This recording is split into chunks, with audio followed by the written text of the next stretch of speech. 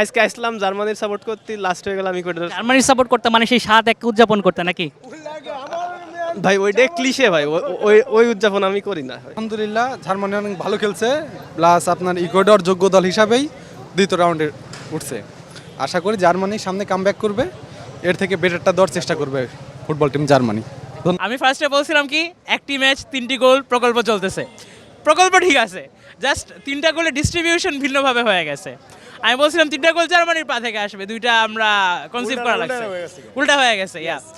টিমটা ভালো, বাট টিমে কয়েকটা ফ্লো আছে। ওই যে লিঙ্কিন পার্কের একটা গান আছে না, ক্যাসেল অফ গ্লাস, ওইটা কিছু ক্র্যাকস আছে।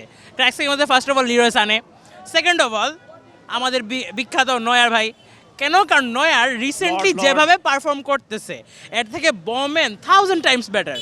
বাট দিন শেষে ওই নয়ারকেই তোলা হচ্ছে, ওই যে বায়ার্ন মিউনিকের প্রতি যে একটা সফট কর্নার আছে নাগেলসম্যানের, সেটা হলো প্রকাশ পাচ্ছে। তারপর এখন 2014 সাথে 2026 তো আসলে মিলে লাভ নেই। 2014 সালে ওর বয়স কত ছিল? 28 বছর, একদম তারুণ্যের মধ্যে ছিল। এখন হয়ে গেছে বুড়া, তার পারফরমেন্সও তো ভালো না। তাকে দলে আনাই হয়েছে মেনলি কি দলের খেলোয়াড়দের মধ্যে একটা ভারসাম্য রক্ষার জন্য, তাদের মধ্যে একটা আত্মবিশ্বাস তৈরির জন্য। কোনো আত্মবিশ্বাস তৈরি হচ্ছে না। আর ওইদিকে তো লর্ডসানে আছেই, আরেক লর্ড আজকে নামে নেয় গোরেটসকা, আরেক লর্ড নামে নেয়।